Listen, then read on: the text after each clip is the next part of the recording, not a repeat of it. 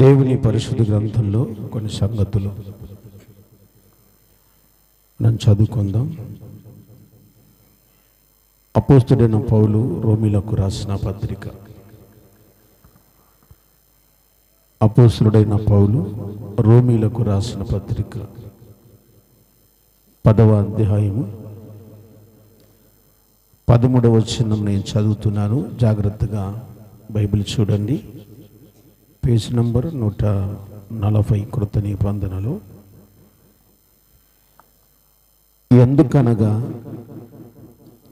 ప్రభువు నామమును బట్టి ప్రార్థన చేయువాడెవడో వాడు రక్షింపబడును. సంగమంతా కలిపి చదువుదాం. ఎందుకనగా ప్రభువు నామమును బట్టి ప్రార్థన చేయువాడెవడో వాడు రక్షింపబడును. చదవబడిన ఈ దైవ వర్తమానములో కొన్ని అద్భుతమైన మాటలు పరిశుద్ధాత్మ దేవుడు రాయించుండటం మనం చూస్తున్నాం. ఎవరు రక్షింపబడతాడు అంటే, ప్రభు నామమును బట్టి ఎవడైతే ప్రార్థన చేస్తారో వారు రక్షింపబడతారు. అయితే ఇక్కడ ప్రార్థన చేయటం అన్నది చాలామంది జీవితాల్లో ఒక మంచి అలవాటుగా ఉంది.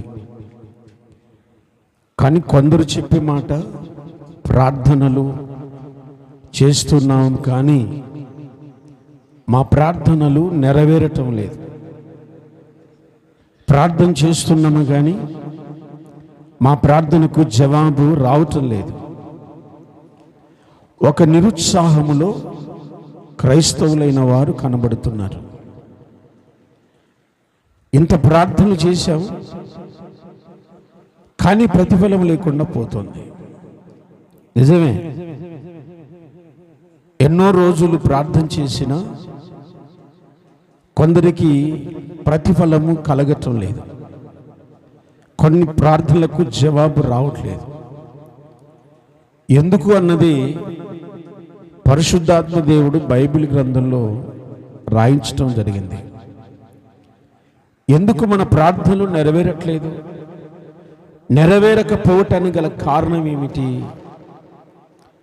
మీరు ఒకసారి లేఖనాలను పరిశీలిస్తే, మరి రోమా పత్రికలోనే ఒక మంచి మాట మనకు కనబడుతుంది.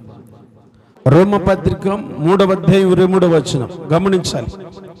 ఏ భేదము లేదు, అందరూ పాపము చేసి దేవుడు అనుగ్రహించు మహిమను పొందలేకపోతున్నారు. దేవుడైతే మహిమను అనుగ్రహిస్తున్నాడట. దేవుడైతే మహిమను అనుగ్రహిస్తున్నాడు కానీ ఆయన మహిమను పొందలేకపోతున్నారు. ఎందుకని? కారణం ఏంటి? ఏ భేదము లేకుండా చిన్న పెద్ద పాపము చేసి దేవుడు అనుగ్రహించే మహిమను, లేక దేవుడిచ్చే ఆశీర్వాదాలను, దేవుడిచ్చే జవాబును పొందుకోలేకపోతున్నారు.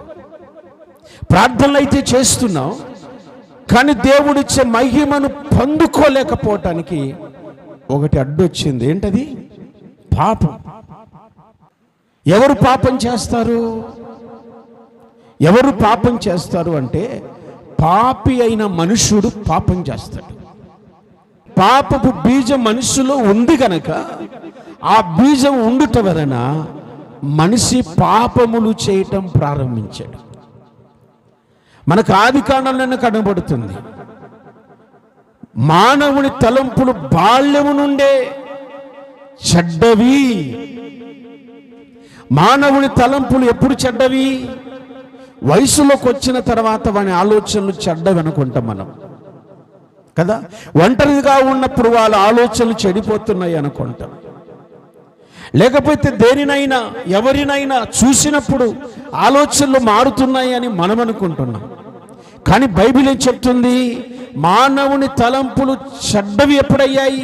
బాల్యములోనే మారిపోయాయి. మనిషి పుట్టిందే పాపముతో పుట్టాడు, పాపములో పుట్టాడు. కనుక మనిషి పెరిగి పెద్దగవుతుండగా పాపములు చేయటం ప్రారంభించాడు.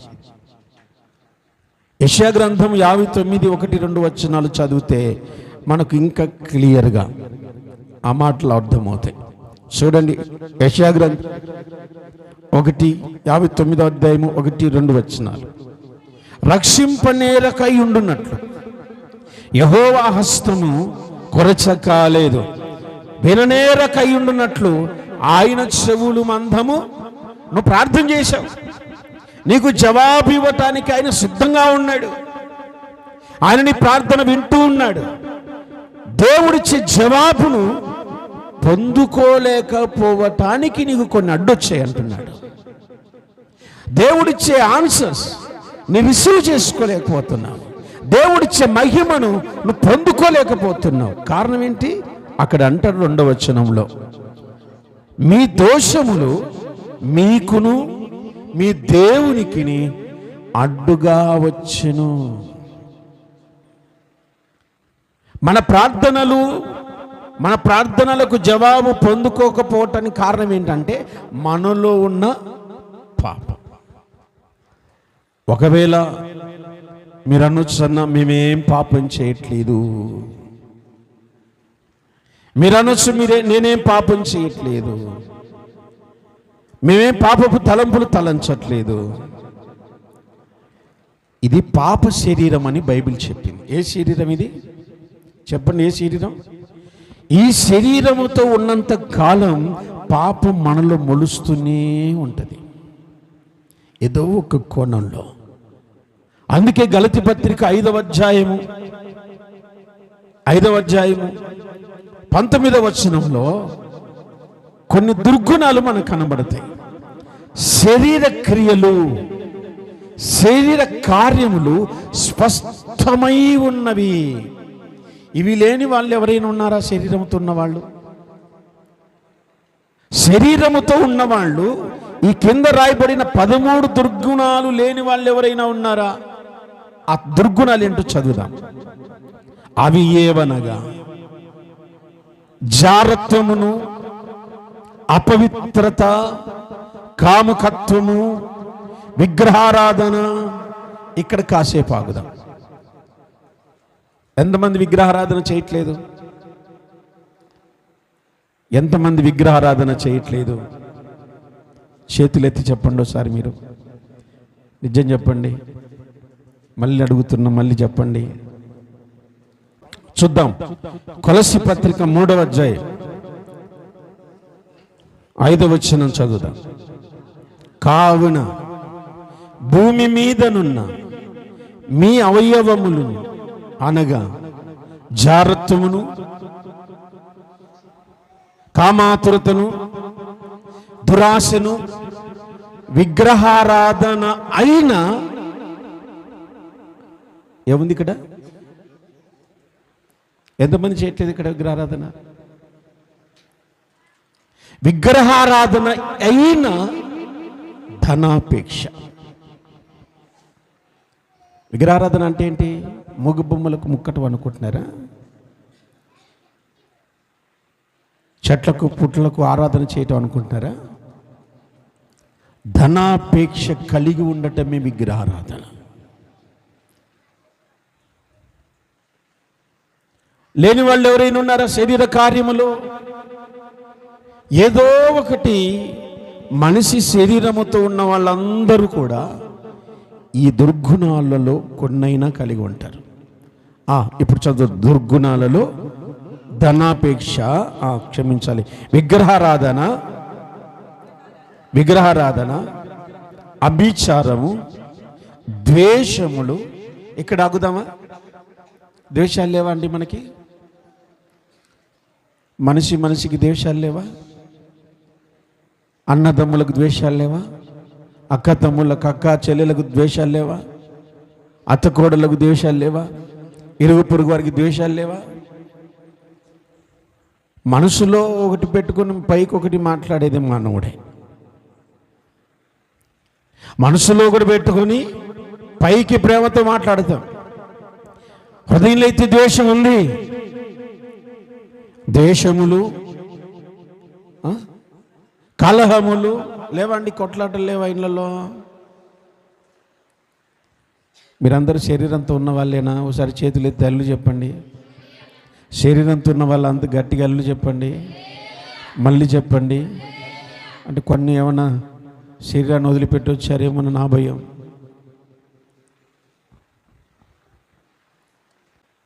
కొందరు ఆత్మలై తిరుగుతూ ఉంటారు,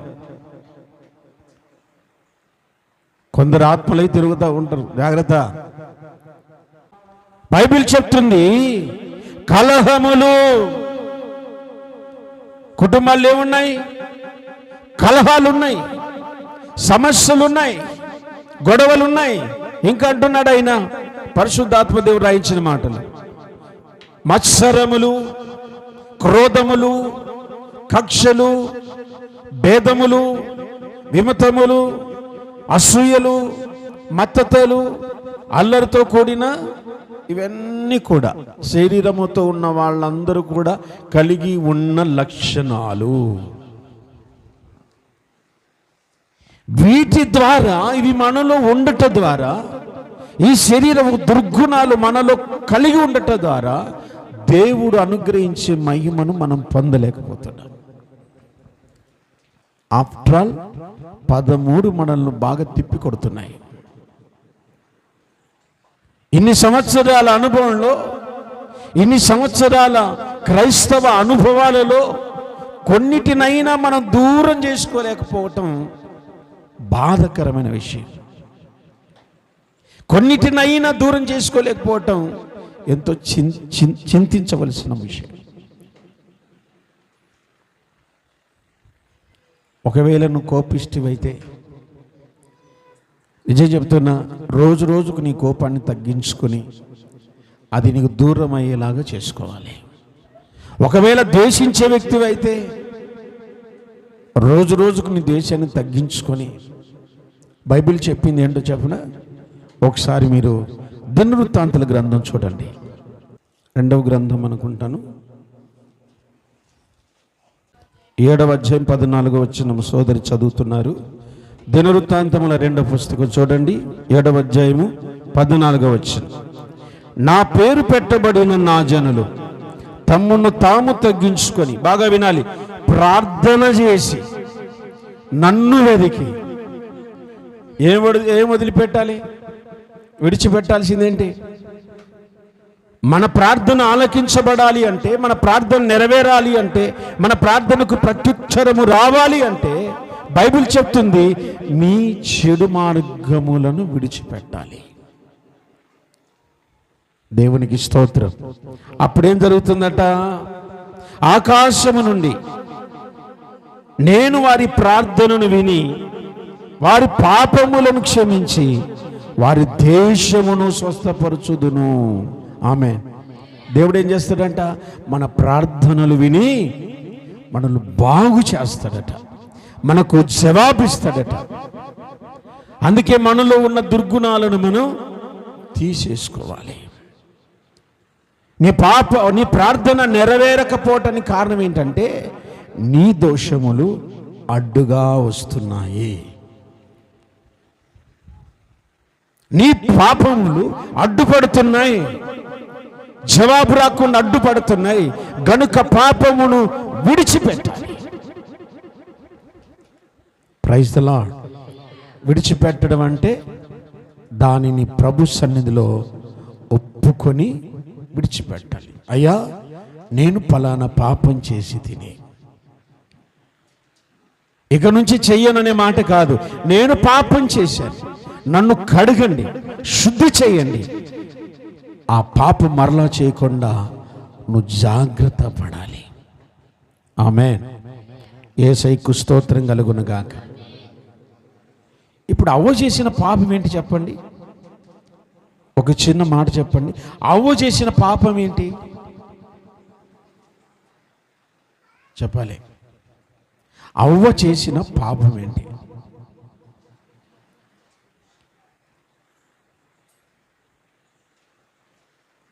పండు తినడమే ఆమె చేసిన పాపం కదా. పండు తింటే పాపం అండి? అవును, కొందరి ఆకలితో పాపం చేస్తున్నారు. ఆకలి తట్టుకోలేక కొందరు పాపం చేస్తున్నారు. కొందరు శరీర కోరికలు తీర్చుకోలేక పాపం చేస్తున్నారు. కొందరికి పదవి దాహముతో ఉండి పాపంలో బ్రతుకుతున్నారు. కొందరికి ధన వ్యామోహములు పాపం చేస్తున్నారు. డబ్బు కావాలి వాళ్ళకి. మీకు ఆల్రెడీ చెప్పాను ఒక సంఘటన, మళ్ళీ గుర్తు చేస్తాను. 12 సంవత్సరాల ఒక బాలుడు ఒక హత్య కేసులో జడ్జి దగ్గర నిలబడాల్సి వచ్చింది. ఆ చిన్న అబ్బాయి 12 సంవత్సరాల బాబు జడ్జి దగ్గర ఒక హత్య కేసులో నిలబడ్డాడు. జడ్జి గారు అన్నారు, హత్య ఎందుకు చేశావు అన్నాడు. ఆకలికి తట్టుకోలేక చేశానన్నాడు. ఆకలిని తట్టుకోలేక చేశాను అన్నాడు. ఇంతకు హత్య చేయబడిన ఆ చెల్లి, ఆ కుమార్తె నీకేమవుతుంది? నా సొంత చెల్లి. కోర్టులో ఉన్న వాళ్ళందరూ కూడా ఆశ్చర్యపోతున్నారు. ఏంటి విచిత్రం అంటే, అయ్యా చిన్న వయసులోనే అమ్మ నాన్న మమ్మల్ని వదిలేసి వెళ్ళిపోయారు. నేను నా చెల్లి కొంతకాలము అక్కడ ఇక్కడ పడి వాళ్ళను వీళ్ళను అడుక్కొని బ్రతుకుతూ వచ్చాం. 12 సంవత్సరాల వయసు వచ్చింది. నేను హోటల్లో, టీ షాపుల్లో అక్కడక్కడ పని చేసుకొని నా చెల్లికి వచ్చేటప్పుడు ఇంత బ్రెడ్ ప్యాకెట్ తీసుకొచ్చేవాడిని. నేను పనికి వెళ్తున్న సమయంలో నా చెల్లికి ఏ ఆపద రాకుండా ఎవరో ఒకరి దగ్గర, వృద్ధులైన వాళ్ళ దగ్గర వదిలిపెట్టి వెళ్ళేవాడిని. ఒకరోజు నాకు పని దొరకలేదు. సరే అని చెప్పేసి నా చెల్లిని ఒప్పజెప్పాను. ఈరోజు పని దొరకలేదమ్మా, అందుకే బ్రెడ్ ప్యాకెట్ తీసుకురాలేకపోయాను, రేపు ఖచ్చితంగా తెస్తాను అన్నాడు. రెండవ రోజు పనికి వెళ్ళాడు. రెండవ రోజు కూడా పని దొరకలేదు. ఎవరు కూడా పనికి పిలవలేదు. రాత్రి అయ్యింది. ఇంటికి వచ్చాడు. ఇల్లంటే వాళ్ళు ఉంటున్న నివాసం. అది రోడ్డు మీద కావచ్చు, లేకపోతే గుడిసె కావచ్చు, ఎక్కడైనా సరే. చెల్లి అడిగింది, అన్నయ్య బిడ్డ తెచ్చావా? అన్న అన్నాడు, అమ్మ ఈరోజు కూడా పని దొరకలేదు, అన్నయ్య ఆకలేస్తుంది. 2 రోజులు అందన్నయ్య, ఆకలేస్తుంది అన్నయ్య, ఏడుస్తుంది. లేదని చెప్పానా, నీళ్ళు తాగి మర్యాద పడుకో అన్నాడు. బిడ్డ ఏడుస్తుంది. ఆ బిడ్డ ఏడుపు చూడలేక కోపముతో పక్కన రాడ్డు ఉంటే తల మీద కొట్టేశాడట. చెల్లి చనిపోయింది. పోలీసు వాళ్ళు తీసుకెళ్ళిపోయారు. జైల్లో వేసి కోర్టులో అప్పచెప్తే కోర్టులో చెప్తున్న సాక్ష్యం, ఈ చేతులతో నేను పెంచిన నా చెల్లిని చంపేశాను. ఒక్క పూట బెడ్ దొరకలేదు సార్ నాకు. ఒక హత్య చేశాడు అంటే ఏంటి కారణం చెప్పండి? ఆకలితో. కొందరు ధనం కోసం చంపుతున్నారు, పాపం చేస్తున్నారు, పాపాలను గుట్టలుగా పేర్చుకుంటున్నారు. కొందరు శరీర కోరికలు తీర్చుకోవటానికి. ఈ మధ్య కాలంలో మీరు చూసే ఉంటారు, ఒక ఆమె సమోసాల విషయం కలిపిందట. ఒక ఆయన భర్తను చంపి డమ్ములు వేసిందంట, ముక్కలు ముక్కలు నరికి. నేను చెప్పిన మాటలు అర్థమవుతున్నాయా మీకు? శరీర కోరికలు తీర్చుకోవటానికి 3 పిల్లలకు విషయం ఇచ్చి, ఓ తల్లి విషయం ఇచ్చి చంపింది భర్తను, పిల్లల్ని. పాపానికి కారణాలు ఎన్నో ఉన్నాయి. ఒకడు పదవి కోసము, ఒకడు అధికారం కోసం లంచాలు ఇచ్చి అధికారాన్ని తీసుకుంటున్నాడు, ఉద్యోగాలు తీసుకుంటాడు. పదవి కోసం కొంతమందిని చంపి పదవులు చేర్చుకుంటున్నారు. ఇలా చెప్పుకుంటూ వెళితే ప్రపంచంలో కోకొల్లలో. ప్రియులారా, నీ ప్రార్థన నెరవేరకపోవటానికి కారణం, ఒకవేళ నువ్వు హత్య చేయకపోవచ్చు, లంచం తీసుకోనకపోవచ్చు, కాకపోతే శరీర క్రియలు నీలో కొన్ని పనిచేస్తున్నాయి, వాటిని నీలో నుండి నిర్మూలన చేయాలి. ఆమేన్. బైబిల్ ఏం చెప్పిందో తెలుసా? ప్రకటన గ్రంథంలో, నువ్వు చల్లగానైనను వెచ్చగానైనను ఉండలేదు. ఎలా ఉన్నావు? నులివెచ్చనిగా ఉన్నావు గనుక నేను నా నోటిలో నుండి నిన్ను ఉమ్మివేయ ఉద్దేశించుచున్నాను. నీ ప్రార్థన నెరవేరదు. నువ్వు అలాగలేవు, ఇలాగలేవు. పాపం చేస్తావు, ప్రార్థన చేస్తావు, ప్రార్థన చేస్తావు, మళ్ళీ పాపం చేస్తావు. పాపము ప్రార్థన, ప్రార్థన పాపం. ఇందువల్ల మన ప్రార్థనకి ఏం దొరకట్లేదు? జవాబు దొరకట్లేదు. Praise the Lord. హల్లెలూయా. నా సహోదరి సహోదరులారా, క్రైస్తవులైన వారికి ఇదిగో బైబిల్ చెప్పింది, ప్రార్థన చేయకపోవుట కూడా పాపమే. ఏది పాపం చెప్పండి? ఏది పాపం?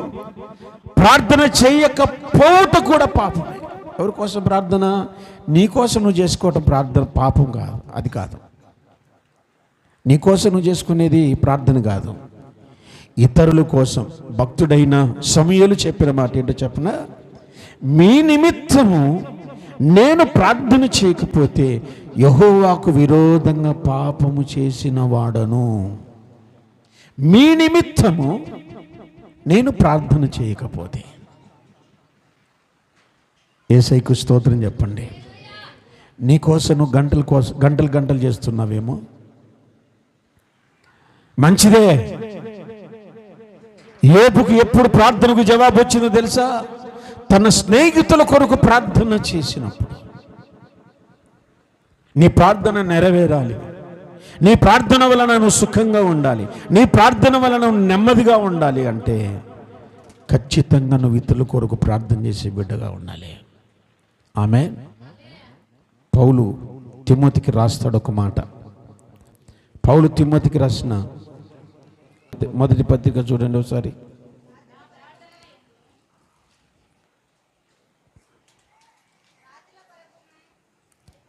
మన 2వ వచనం, 2వ అధ్యాయం 1వ వచనం అని చెప్పాను. మనము సంపూర్ణ భక్తియు మాన్యతయు కలిగి నెమ్మదిగాను సుఖముగాను, మనం నెమ్మదిగా బ్రతకాలి, సుఖంగా ఉండాలి, ప్రశాంతంగా ఉండాలి, ఏ గొడవ లేకుండా ఉండాలి, సమాధానంగా ఉండాలి, సంతోషంగా ఉండాలి. ఇదే కదండి మనిషి జీవితం. చెప్పండి యేసయ్యకు స్తోత్రాలు. హల్లెలూయా. మనము నెమ్మదిగాను సుఖముగాను బ్రతుకు నిమిత్తము అన్నిటికంటే ముఖ్యంగా, వింటున్నారా మీరు?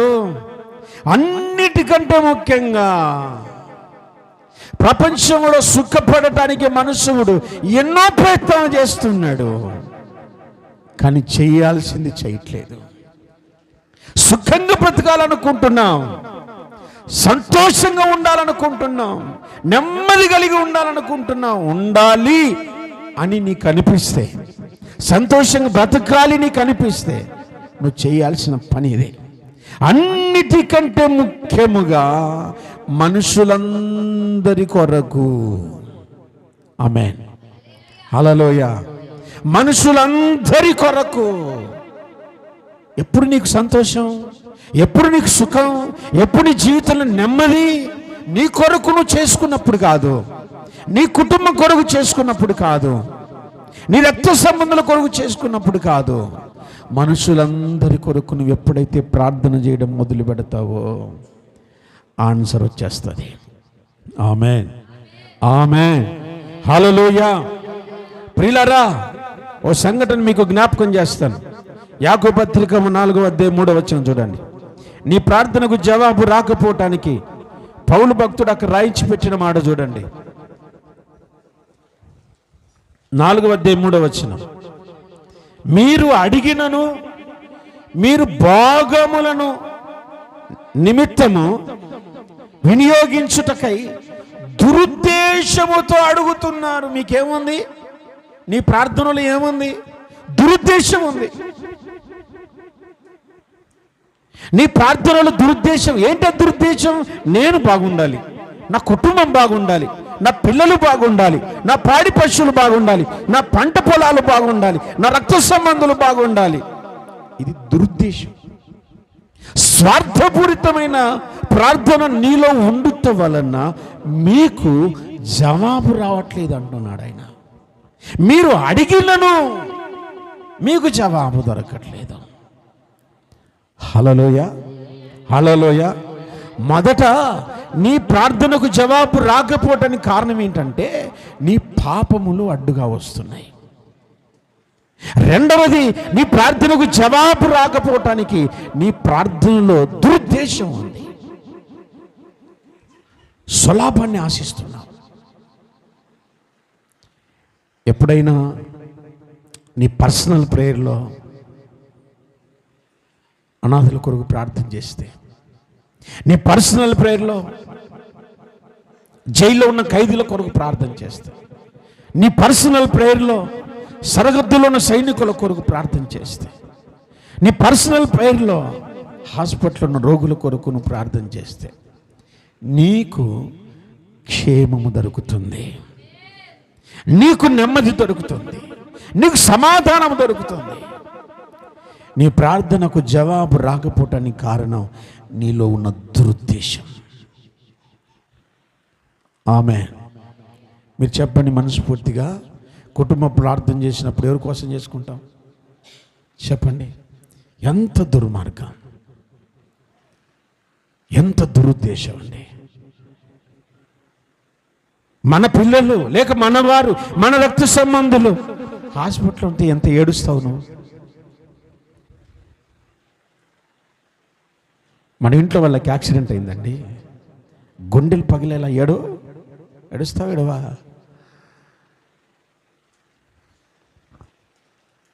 యేసుకృప మినిస్ట్రీస్లో ఒకసారి మీకు చెప్పాను, ఓ చిన్న అబ్బాయి ఉన్నాడట. బాగా అంటే 5వ 6వ చదువుతుంటాడు. 5వ 6వ తరగతి చదువుతాడట. అంబులెన్స్ శబ్దం వినబడితే, బాగా వినాలి మీరు, అంబులెన్స్ శబ్దం వినబడితే ఆ పుస్తకాల సంచి పక్కన పెట్టి అన్ని మోకాలను ప్రార్థన చేస్తాడట.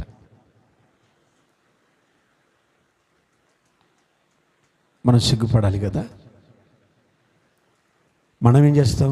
ఎవరమ్మా పాపం, ఎవరో పోయారు, ప్రాణ పైనలో ఉన్నారు, మనం వ్యవహారాలు చేస్తాం. పెద్దన్న బిడ్డను పట్టుకొని సాక్ష్యం ఇస్తున్నాడు. 5, 6 తరగతి చదువుతున్న అబ్బాయికి అంబులెన్స్ శబ్దం వినబడితే అయ్యా ప్రమాదమైన పరిస్థితిలో ఉన్నాడేమో, ప్రాణపోయే పరిస్థితిలో ఉన్నాడేమో, శవ బ్రతుకుల మధ్యలో ఉన్నాడేమో, స్వస్థపరచండి నాయన. స్తోత్రం, హల్లెలూయా. నీకు వినపడలేదా అంబులెన్స్ శబ్దం? ఇప్పుడు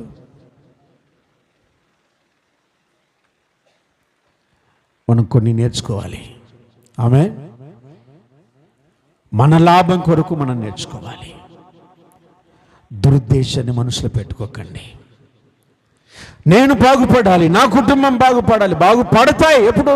ఇతరుల కొరకు నువ్వు ప్రార్థన చేయడం ప్రారంభించినప్పుడు. దురుద్దేశముతో నువ్వు ప్రార్థన చేస్తే నువ్వు ఎన్నేళ్ళు చేసినా నువ్వు అక్కడే ఉంటావు, నీ పిల్లలు కూడా అక్కడే ఉంటారు. ఏం డెవలప్ ఉండదు, ఏ బ్లెస్సింగ్స్ ఉండవు.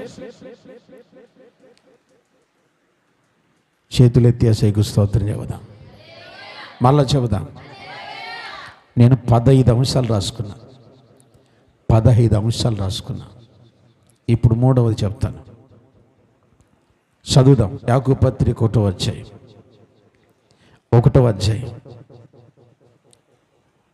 6-7 వచనాలు చూడండి. అయితే అతడు ఏమాత్రమును సందేహింపక విశ్వాసముతో అడగవలెను. ప్రార్థన చేసేప్పుడు సందేహపడొద్దంట. ప్రార్థన చేసేవాడు సందేహపడకూడదు. జరుగుతుందో జరగదో, అవుతుందో కాదో, పాస్ అవుతానో లేదో. ఒక సందేహం నీలో ఎప్పుడైతే వచ్చిందో ఆ సందేహం వలన నీ ప్రార్థనకు జవాబు రాదు. అవిశ్వాసపు ప్రార్థన వలన జవాబు రాదు. వారి అవిశ్వాసం వలన దేవుడు ఏ అద్భుతం అక్కడ చెయ్యజాలకపోయిన మార్కు సువార్తలో చూస్తాం. వారి అవిశ్వాసం వలన నీలో సందేహం ఉంటే నీ ప్రార్థనకు జవాబు దొరకదు. ఆయన అంటున్నాడు, ఒకవేళ సందేహించువాడు ఎలా ఉన్నాడట, రేపబడినటువంటి అలల వలె. తరంగం ఎలా వస్తుంది? అలాగ వస్తుంది, వెళ్ళిపోతుంది, ఎక్కడ పోతుంది తెలియదు. మన కళ్ళ ముందు కదలాడుతుంటుంది, చివరికి దాని అంతమేంటి? కనుమరుగైపోతుంది. వాడు తరంగం వల్లే ఉంటాడు. అని ప్రార్థన అలాంటిదే. వినపడుతుంది ప్రార్థన, జవాబు అయితే ఉండదు. ఆ ప్రార్థన అక్కడ వేయబడుతుంది, అది తరంగం వల్ల అలాగ వెళ్ళి ఎక్కడ కలిసిపోతుందో తెలియదు, ఆన్సర్ అయితే లేదు. నీ ప్రార్థన అలాగ ఉండకూడదు. ఆమేన్, ఆమేన్, హల్లెలూయా. నీ ప్రార్థనకు జవాబు రావాలంటే నువ్వు సందేహము పడకూడదు. ఎలా అడగాలి దేవుణ్ణి? ప్రార్థన చేయవాడు పొంది ఉన్నామని నమ్మండి అన్నాడు మార్కు సువార్తలో. ఏమన్నాడు? పొంది ఉన్నామని నమ్మండి. నేను అడుగుతున్నది పొంది ఉన్నాను, నేను కలిగి ఉన్నాను, నాకు దేవుడు సహాయం చేశాడు, దేవుడు నన్ను బాగు చేశాడు, దేవుడు నా కుటుంబాన్ని బాగు చేశాడు, నా పిల్లల్ని బాగు చేశాడు. ఇది ప్రార్థన. ఎప్పుడైనా సంఘస్థుల్ని అడగండి, మాట్లాడుతున్నప్పుడు బాగున్నారా అని అడగండి. ఏం బాగోలేమ్మా కదా, ఏం బాగోలేమ్మా, ఉన్నామంతే. నేను అందుకే ఆ మాట అడగడం మానేశాను. అర్థమైందా? వ్యక్తిగతంగా నాకు ఎవరైనా కనబడ్డారనుకోండి, ఉన్నావంతే, బాగున్నావు, ఏం బాగో ఏమో అంటారు నన్ను. నాకు లేనిపోని సందేహాలు పుట్టించి నేను ప్రార్థన చేయకుండా నా ప్రార్థనకు ప్రతిఫలం రాకుండా చేస్తారేమోనన్న భయం నాది. అందుకే గుంపులు అడిగేస్తా, మా బాగున్నారా అంటే హల్లెలూయా అంటారు, అయిపోయింది. మీరు ఇంటికి వెళ్ళిన తర్వాత ఈ వారంలో ఒకసారి అడిగి చూడండి, మా బాగున్నారా అని. ఏదో దేవుని దయ వల్ల బాగున్నామని చెప్పేది చాలా తక్కువ మంది. ఈరోజు మీకు అందరికి గుర్తు చేస్తున్నా, నీ హృదయంలో సందేహం ఉన్నంత వరకు నీ ప్రార్థనకు జవాబు రాదు. దేవుని కార్యాలు చూడు. దేవుడు అన్నాడు, యేసు ప్రభుల వారు అన్నారు, తోమా అవిశ్వాసివై ఉండక అవిశ్వాసివై ఉండు, దేవుని కార్యాలు నీకు అర్థమవుతాయి. ఆమేన్, ఆమేన్, హల్లెలూయా. ఈ అవిశ్వాసం కలిగిన వాళ్ళు, రేపబడిన తరంగం వల్లే ఉండిన వాళ్ళు ఎలా ఉంటారు చెప్పన? దేవుడు చేస్తే చూద్దాం, దేవుడు ఇస్తే చూద్దాం, దేవుడు ఇచ్చినప్పుడు ఇస్తాం. ఇది వాళ్ళు చేసే పనుల. దేవుడు ఇస్తాడు అన్న నమ్మకంతో ఎవరు కూడా ప్రార్థన చేయట్లేదు. ఒక చిన్న కుర్రం దగ్గర 5 రొట్టెలు 2 చేపలు. మీరు బిస్కెట్ కొనిచ్చండి మీ పిల్లలకి, మీరు అడిగి చూడండి, ఇస్తారా అండి? మీరే కొనిచ్చి మళ్ళీ మీరే అడగండి. ఒక్కసారి ఉరిమి చూస్తారు వాళ్ళు కదా. అప్పటికి 3 రోజులు ఉపవాస ప్రార్థన. యేసు ప్రభుల వారు కొండ మీద ప్రసంగం చేస్తున్నప్పుడు 3 రోజులు ఉపవాస ప్రార్థన. వాళ్ళమ్మ చిన్న క్యారియర్ కట్టి పంపించింది వాడికి, రే ఆకలితి తిను అన్నది. సరే మమ్మీ అన్నాడు. యేసు ప్రభు మాటల్లో ఆకలి మర్చిపోయాడు వాడు. ఫైనల్గా ఆ 3 రోజులు ప్రార్థన కోడికలు అయిపోయిన తర్వాత ఇక యేసుప్రభులు వారు ఆ మనుషులందరి మీద, ఆ బోధ విన్న వారందరి మీద జాలిపడి ఒక మాట అన్నాడు. వారు ఎక్కడైనా పడిపోతారేమో, అరణ్యంలో నడవలసి వస్తుంది, వారికి మీరు భోజనం పెట్టండి అన్నాడు. అయ్యో, ముందు ఏర్పాటు చేయాలి కదా ఇదంతా. అప్పుడు ఒక పాస్టర్ అన్నారు, అయ్యా ఒక్కొక్కడికి ఒక్కొక్క రొట్టె తిన్నా 5,000 మందికి సుమారుగా రొట్టెలు కావాలి. ఇప్పుడు పిండి ఎక్కడ పడతారు, రొట్టెలు ఎక్కడి నుంచి తేవాలి, ఎవడు కాలుస్తాడు, ఇవన్నీ మైండ్లో ఆలోచనలు ఇస్తున్నాయి. ఓ పాస్టర్ గారు అన్నారు, అయ్యా 5 రొట్టెలు 2 చిన్న చేపలు ఉన్నాయి ఈ ఖురాన్ దగ్గర. ఆడేమనాలి ఇప్పుడు, ఏయ్ ఇవి నావి అనాలి. ఆడు దీని మీద చేయబెడితే కొరకుతా అంటాడు వాడు. కానీ యేసు ప్రభు కొరకు ఆకలి చంపేసుకొని ఇచ్చాడు. స్తోత్రం చెప్పండి. హల్లెలూయా. ఆ చిన్న కుర్రోనికి ఉన్న త్యాగం మనకు లేదు. ఆ చిన్న కుర్రోనికి ఉన్న త్యాగం మనకు లేదు. మనకు ఒక రవ అన్నం మిగిలేకపోతే, ముక్క మిగిలేకపోతే మండిపోతాం, ఇంట్లో రగిలిపోతుంది కడుపు. ఆ రోజు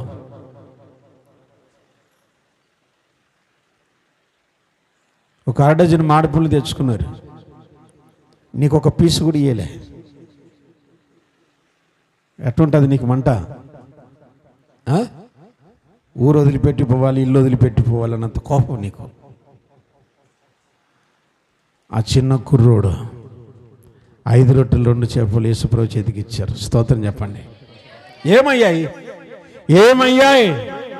5,000 మందికి పంచగా 12 గంపలు మిగిలాయి. చప్పలు కొట్టండి ఏసైకు. ఏసైకు స్తోత్రం కలుగును గాక. విశ్వాసం దేవుని చేతులు పెడితే వృద్ధి అవుతుందన్న విశ్వాసం.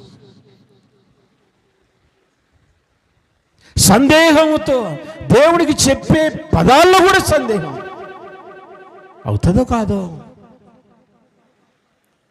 మాటల్లోనే సందేహం ఉంటే చేతుల్లో మనకి ఎంత సందేహం ఉంటుందో. అవునా కదా? ఆమేన్. హల్లెలూయా, హల్లెలూయా. అంచనాలు వేస్తుంటారు కొంతమంది, లెక్కలు వేస్తుంటారు. ఏంటి, అగస్టినకు 2 సంఘాలు, అబ్బో ఎంత కనుకొస్తుందో ఏమో. లెక్కలు వేస్తుంటారు కొంతమంది. అందుకే వాళ్ళకు ఏం మిగలదు, దరిద్రంలో బతుకుతూ ఉంటారు. నా సహోదరి సహోదరులారా, దేవునిని అడుగునప్పుడు సందేహింపక అడగండి. ఆమేన్. ఆయన నెరవేర్చువాడు, నెరవేర్చుటకు సమర్థుడు. నా ప్రార్థనకు ప్రత్యుత్తరం ఇస్తాడు, నేను అడిగిన దానికి జవాబిస్తాడు. ఒక డౌట్ లేకుండా విశ్వాసంతో నువ్వు ఎప్పుడైతే అడుగుతావో అది నీకు నెరవేరబడుతుంది. ఆమేన్. ఎన్ని సంగతులు చెప్పాను ఇప్పుడు? చెప్పండి, ఒకటి చెప్పండి. మొదటి ప్రార్థన నీకు రాకపోవటానికి, ఆన్సర్ రాకపోవటానికి కారణం ఏంటి? పాపములు నీకు అడ్డుగా వస్తున్నాయి. రెండవది ఏమొస్తున్నాయి? నీ దురుద్దేశాలు నీకు అడ్డుగా వస్తున్నాయి. మూడవది నీ అవిశ్వాసం.